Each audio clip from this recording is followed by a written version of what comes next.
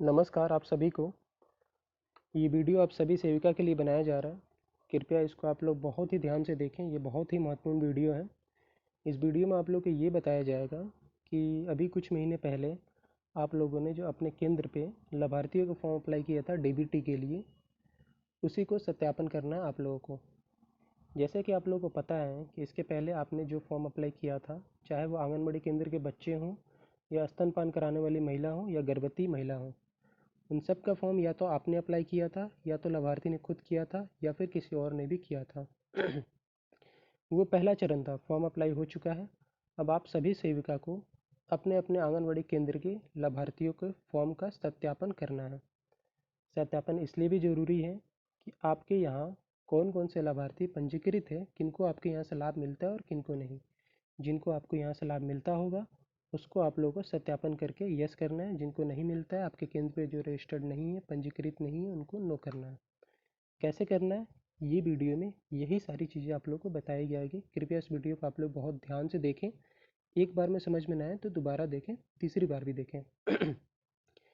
कैसे करना है, इसके लिए आप लोगों को पूर्व में एक लिंक दी गई थी ICDS ऑनलाइन का, जिस लिंक की सहायता से, जिस लिंक पे दबाने से, प्रेस करने पे आप लोग डायरेक्ट उस पेज पे पहुंच जा रही थी जहां से फॉर्म को अप्लाई करना है। इस बार भी सेम वही लिंक रहेगा, उसी लिंक की सहायता से आप लोग को फॉर्म अप्लाई करना है। अगर आपके पास लिंक ना है या फिर अगर आप चाहें तो गूगल के माध्यम से डायरेक्ट उस वेबसाइट तक आप लोग पहुंच सकती हैं। वेबसाइट क्या है, मैं उसको गूगल क्रोम में, जैसे आपको स्क्रीन पे दिख रहा होगा यूट्यूब, उसके बगल में सेटिंग, उसके बगल में क्रोम, ये जो ऐसे क्रोम करके आता है, इस पर मैं दबाऊँगा। क्रोम पे दबाने के बाद वो वेबसाइट में डालने की जगह आ जाएगा। उस वेबसाइट को मैं वहाँ डालूँगा और डालने के बाद इस फॉर्म को मैं सत्यापन करूँगा। चलिए, इस क्रोम को मैंने खोल दिया। क्रोम को खोलने के बाद यहाँ मैं टाइप कर रहा हूँ ICDS ऑनलाइन। ICDS ऑनलाइन लिखने के बाद बहुत सारे वेबसाइट खुल जाएंगे। इसमें जो सबसे ऊपर का पहला वेबसाइट आएगा ICDSonline.bih.nic.in, मैं इस पर प्रेस करूँगा, इस पर दबाऊँगा। इसके दबाने के बाद, इस पर दबाने के बाद ये फॉर्म खुल जाएगा, ये पेज खुल जाएगा। आप लोग अगर लिंक की सहायता से भी आती हैं तो डायरेक्ट आप लोग इस पेज तक पहुंच सकती हैं। आप लोग को पता होगा कि इसके पहले यही पेज आता था, यहीं से आप लोग अप्लाई करती थी। इसमें आप लोग ध्यान से देखिए, ऊपर में जो लिखा है के लिए यहाँ क्लिक करें, तो ये जो लिखा है के लिए यहाँ क्लिक करें, यहीं आपको दबाना है। इसके पहले भी आप लोग यहीं दबाती थी। इसको दबाने के बाद जैसे आपने यहाँ पे दबा दिया, ये पेज खुल जाएगा। इसके पहले भी यही पेज खुलता था जब आप लोग फॉर्म अप्लाई करती थी, लेकिन इस बार आपको नीचे कहीं नहीं देखना। ऊपर आप लोग देखिए, यहाँ लिखा है डिपार्टमेंट लॉगिन। ये जो लिखा है डिपार्टमेंट लॉगिन, यहाँ पे आप लोग को दबाना है। जैसे ही आप लोग यहाँ पे दबाइएगा, ये पेज खुल जाएगा। जब ये पेज खुलता है, इसमें आप लोग ध्यान से देखिए, ऊपर में लिखा है ऑफिस लॉगिन। ऑफिस लॉगिन के बाद जो पहला बॉक्स है, ये वाला बॉक्स, इस बॉक्स में लिखा है लेडी सुपरवाइज़र। इसको आप लोगों को चेंज करना है। इसको चेंज कैसे करिएगा, इस पर दबाइएगा। इसमें नीचे जो आंगनवाड़ी लिखा हुआ दिख रहा है, इस पर आप लोग दबा दीजिएगा।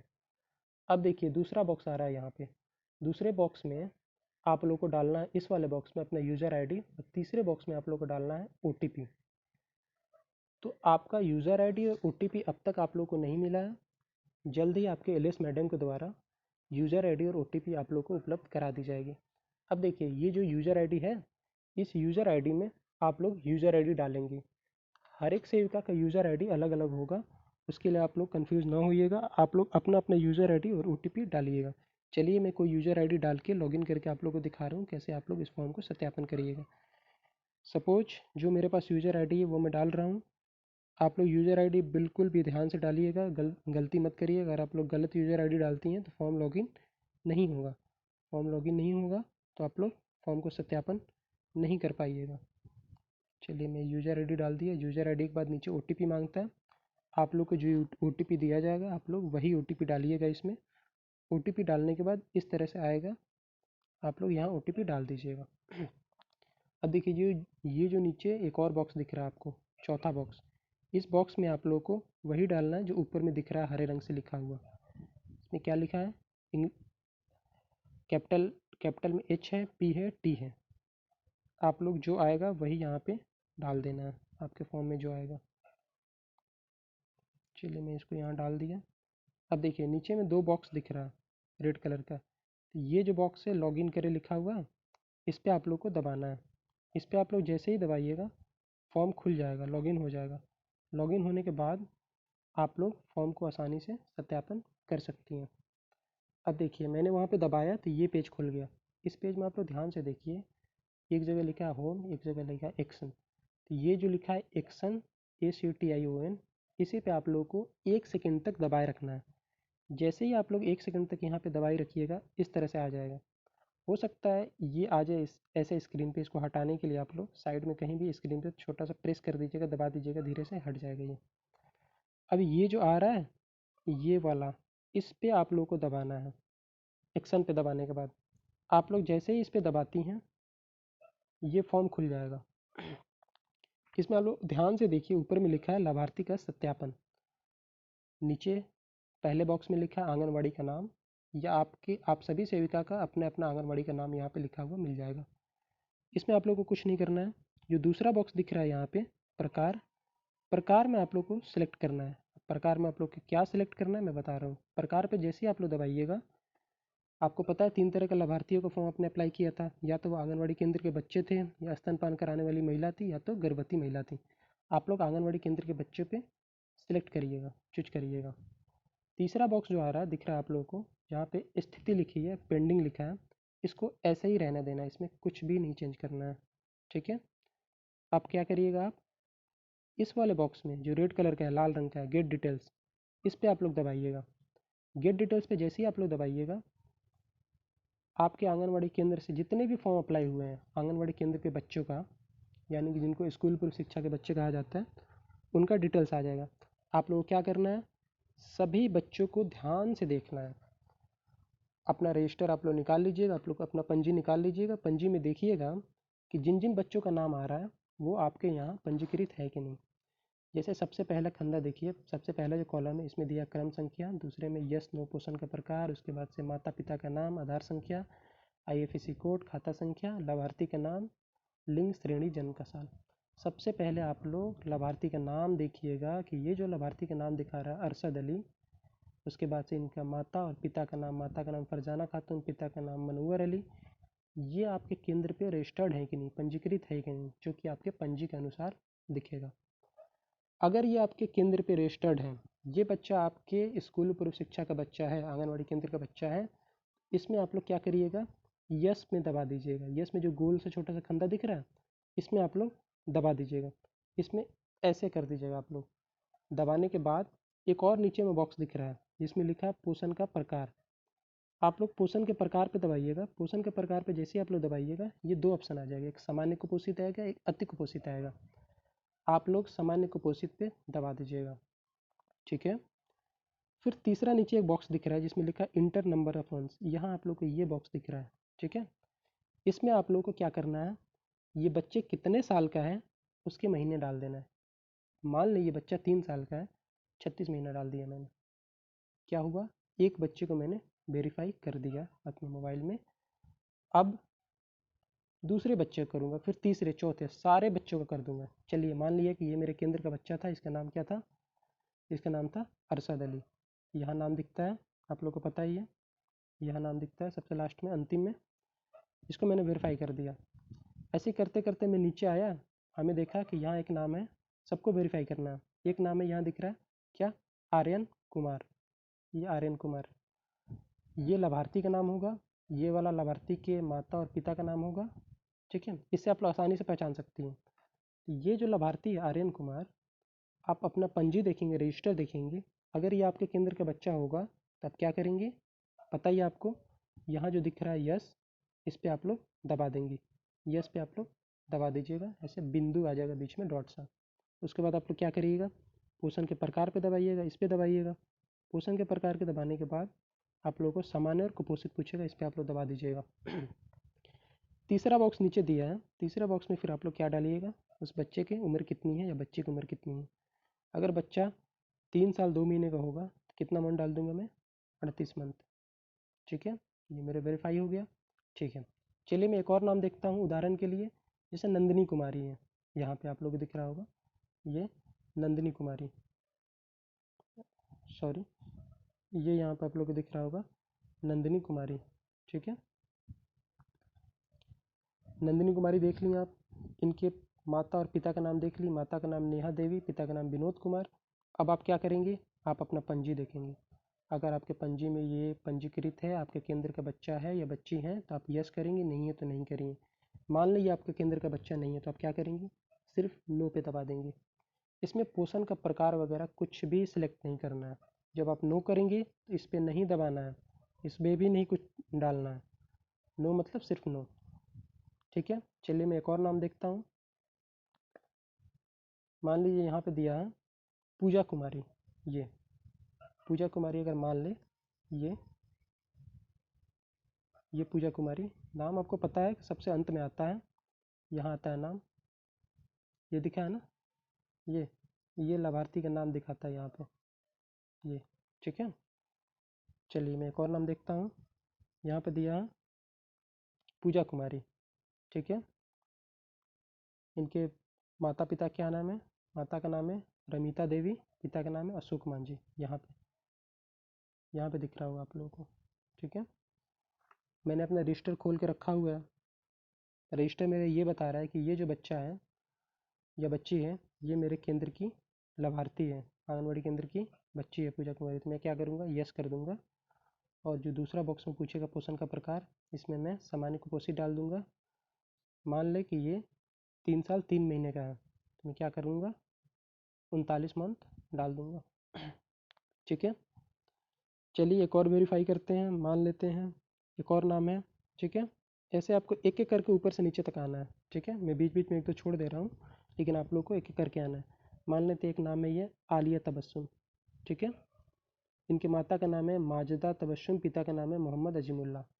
मैंने अपना रजिस्टर खोला, मेरा रजिस्टर ये बता रहा है कि ये मेरे केंद्र की बच्ची नहीं है, तो मैं क्या करूँगा, मेरे केंद्र पर ये पंजीकृत नहीं है, तो मैं क्या करूँगा, जो नो लिखा है यहाँ पे नो में मैं दबा दूंगा, ऐसे दबा दूंगा, ठीक है। नो पे करने के बाद पोषण का प्रकार नहीं सेलेक्ट करना है, पोषण के प्रकार में नहीं दबाना है।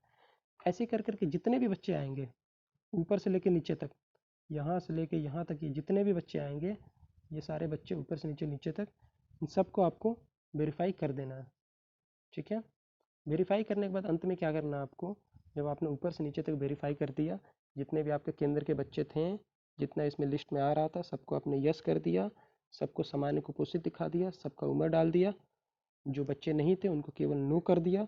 उसके बाद से ये जो अपडेट दिख रहा है, अपडेट लिखा है यहाँ पे सबसे ऊपर में, देखिए आप लोग, यहाँ पे ये अपडेट लिखा है, इस अपडेट पे आप लोग दबा देंगे, ठीक है।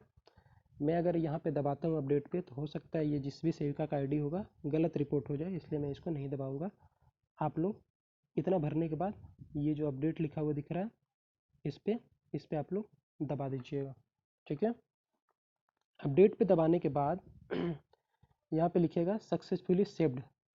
जितने भी आपने किया होगा सत्यापन, मान लीजिए आपने 50 बच्चों का यहाँ पे किसी ने रजिस्ट्रेशन किया था, आपने और लाभार्थी और किसी और मिलके 50 में से 50 का आपने सत्यापन कर दिया कि कौन से मेरे केंद्र के बच्चे हैं, कौन से नहीं हैं, और उसके बाद से आपने अपडेट पे इस पे दबा दिया, तो वो यहाँ पे लिख देगा 50 नंबर्स ऑफ सक्सेसफुली अपडेटेड, है ना।